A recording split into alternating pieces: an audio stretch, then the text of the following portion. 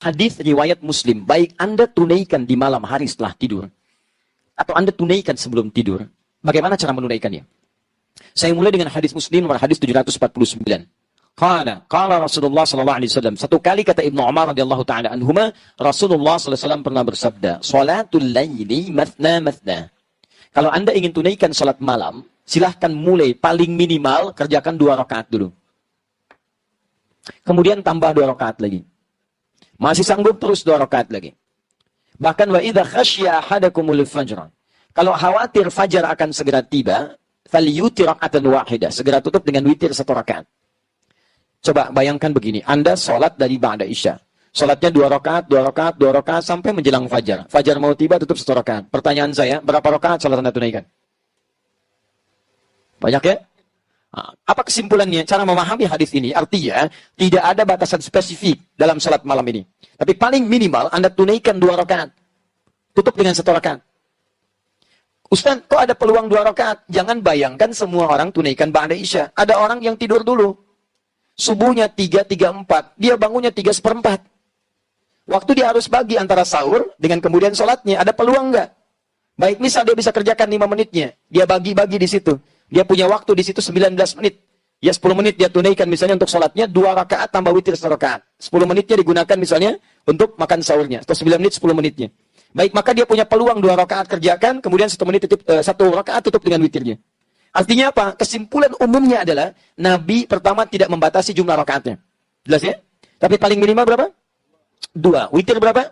1. Jelas? Oke. Sekarang muncul pertanyaan, ya Rasulullah, kalau nggak dibatasi begitu, nanti rakaatnya berantakan.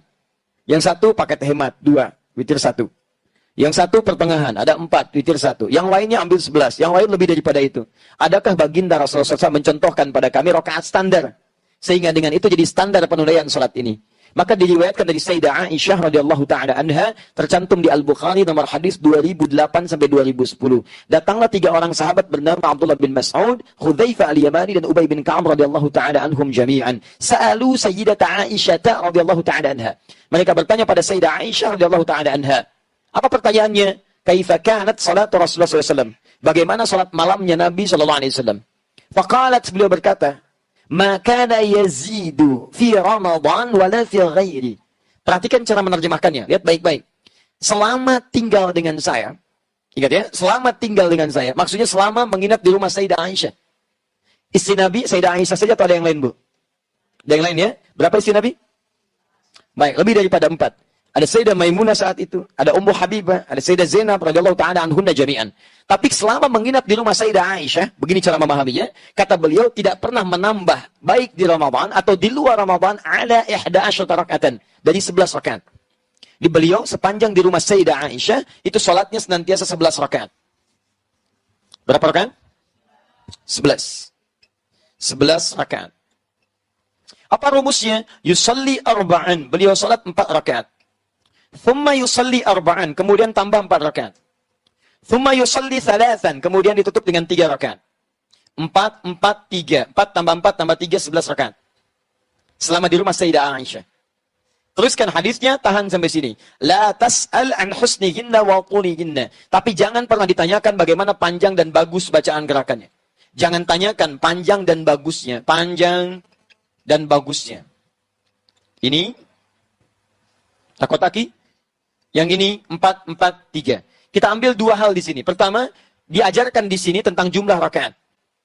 Ya kata Sayyidah Aisyah, yang standar silahkan 11. Rumusnya 4, 4, 3. Selama di rumah saya 4, 4, 3. Tadi istri Nabi bukan hanya Sayyidah Aisyah. Kita cek di rumah yang lain. Kita temukan ternyata di rumah Sayyidah Maimunah, kesaksian sahabat Ibnu Abbas radhiyallahu taala anhuma, tersebut di Abu Dawud nomor hadis 1369. Ketika beliau tinggal di rumah Sayyidah Maimunah untuk melihat kebiasaan salat malam Nabi, dan bangunnya Nabi di malam hari, dilihat oleh beliau. Kata beliau, karena Rasulullah SAW adalah kebiasaan Nabi SAW. Idza staiqadha min naumi, apabila bangun beliau di pertengahan malamnya, maka beliau bangun, lihat baik-baik, di pertengahan malam. Lebih sedikit, yazidu qalilan aw yanqusu qalilan. Lebih sedikit, kadang-kadang kurang sedikit. Saya sudah jelaskan kemarin. Kalau ukuran Indonesia, misalnya 4:30, subuhnya ya beliau bangun 1:30, kadang lebih, kadang kurang sedikit. Yang paling menarik, fajalasa, kemudian duduk terlebih dahulu. Famasaha biyadihi min atharin naum, kemudian menghapuskan bekas ngantuk di matanya. Ya, faqara khawatim min surah Ali Imran. Maka beliau membaca 10 ayat terakhir atau 11 ayat terakhir di surah Ali Imran. Kemudian berdoa, alhamdulillahilladzi ahyana ba'da ma matana wa ilaihin nusyur. Dikuatkan dengan hadis riwayat Al-Bukhari, ya, riwayat sahabat Abu Dzar Al-Ghifari, nomor hadis 181. Setelah itu kemudian apa yang terjadi? Tsumma dzahaba ila shinin mu'allaqah. Pergi ke tempat tertutup, ke toilet. Fatawadda, kemudian berdoa. Setelah itu pergi ke tempat sholatnya. Mengikutilah Ibnu Abbas di belakangnya. Ketika mengikuti Nabi kemudian bertakbir, maka Ibnu Abbas ikut di belakang Nabi. Ditariklah oleh Nabi supaya sejajar dengan Nabi SAW. Hadis ini menunjukkan bolehnya imam, kalau makmumnya seorang, itu boleh berdiri sejajar. Ini imam, ini makmum. Sejajar. Paham ya? Boleh juga makmum di belakang, imam di depan. Sejajar, ya tidak sejajar, tapi agak maju sedikit.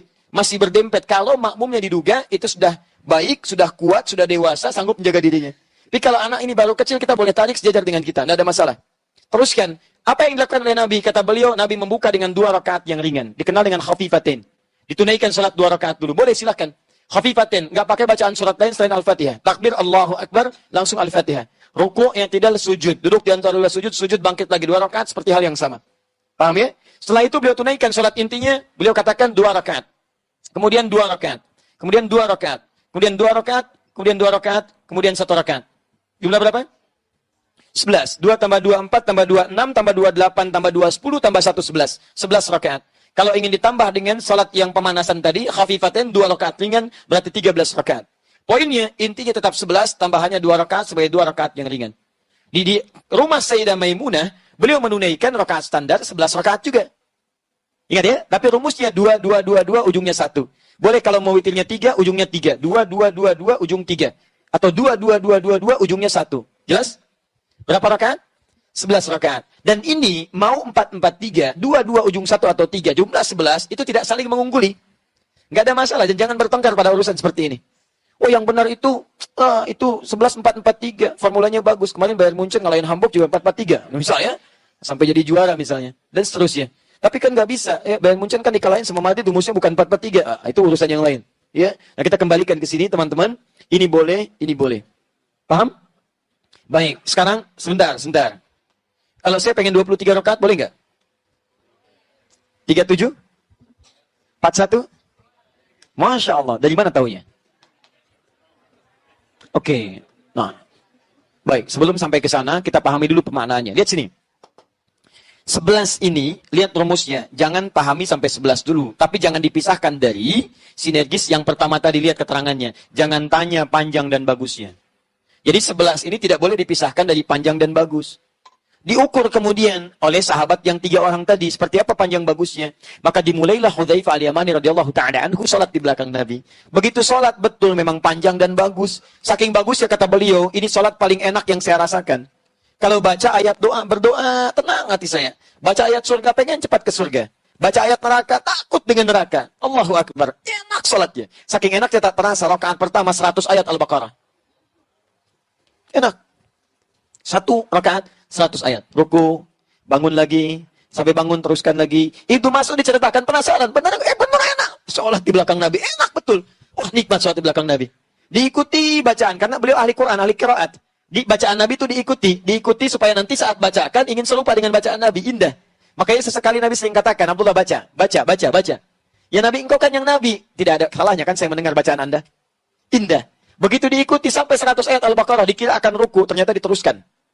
286 ayat Al-Baqarah sampai selesai. Dikira akan ruku, nyambung ke Ali Imran, 200 ayat. Dikira akan ruku, nyambung ke An-Nisa, 176 ayat. Baru setelah 176 ayat, beliau kemudian ruku di situ. 5 juz 4 halaman, rakaat pertama. Luar biasa. Lebih banyak dari yang semula. Dan besoknya tidak pada ikutan lagi. Ya. Kenapa? Bukan karena banyaknya. Karena nanti Imam An-Nawawi, dia punya kitab namanya At-Tibyan fi Adab Hamalatil Quran. Anda yang senang dengan edisi bahasa Arab, cari terbitan Darul Kutub Al-Islamiyah, halaman 37. Ya, warnanya merah, marun. Paling kanan sebelah atas, ya, paragraf 1 baris 1 sampai 3. Itu disebutkan di situ bagaimana sahabat Nabi sepeninggal Nabi, Utsman bin Affan, kemudian ada Abdurrahman bin Auf, Tamim Ad-Dari radhiyallahu taala anhum jami'an, itu bisa menunaikan salat-salat malam sampai khatam Al-Qur'an. Khatam Al-Qur'an. Itu luar biasa, ya. Nah, tapi poinnya adalah kenapa kemudian mereka tidak mengikuti Nabi lagi? Kata Abdullah bin Mas'ud, saya khawatir sering menduga ini gimana posisi ayat yang mana rukunya Nabi. Supaya saya bisa praktekkan dalam sholat kemudian. Karena saya sering menduga, saya khawatir saya nggak khusyuk. Akhirnya berpisah dengan Nabi di kemudian harinya. Tapi prinsipnya dibawa oleh mereka. Ternyata Nabi itu kalau sholat, pertama bacaan ayatnya selalu berusaha panjang. Ini kita ambil rahasianya. Kedua, dibaca dengan tenang. Sehingga ada pengaruh kepada roh, kepada jiwa. Yang ketiga, bahkan selesai sholatnya, itu tidak langsung bangkit, istirahat sejenak. Dalam istirahatnya berdoa, beliau memohon ampunan kepada Allah. Allahumma innaka afuwun tuhibbul afwa fa'fu anni. Ya Allah, aku banyak salah, aku banyak salah, aku banyak salah. Engkau maha pemaaf, engkau maha pengampun. Ampuni aku ya Allah. Maafkan aku. Seorang Nabi maksum dijaga dari kesalahan, masih meminta ampunan dari kesalahan dan mengaku salah. Kita yang bukan Nabi, bukan Rasul, tidak maksum merasakan bebas dari kesalahan. Itu yang fatal. Ini kemudian pasca salat, beliau berdoa dengan tenang. Istirahat, berdoa dengan tenang. Tahan, sini tahan. Fokus baik-baik. Lihat sini rahasia pertama. Rahasia pertama dibaca dengan panjang. Maksudnya memperbanyak ayatnya. Bukan sekedar panjang, memperbanyak ayatnya. Rahasia sholat malam, perhatikan rahasianya. Kenapa sampai disebut menyempurnakan puasa Ramadan? Teman-teman, ternyata ada satu amalan di dalam ibadah kita yang saat dikerjakan seperti sederhana tapi pahalanya melimpah. Apa amalan itu? Di antaranya adalah membaca Al-Quran. Kalau Anda sholat, sekali sholat nilainya 10. Ramadan dilipat gandakan. Tapi ingat, bukan cuma sholat yang dihitung, setiap bacaan Qur'annya. Dan bacaan Qur'an skala dibacakan, satu hurufnya 10 kebaikan. Satu hurufnya sama dengan 10.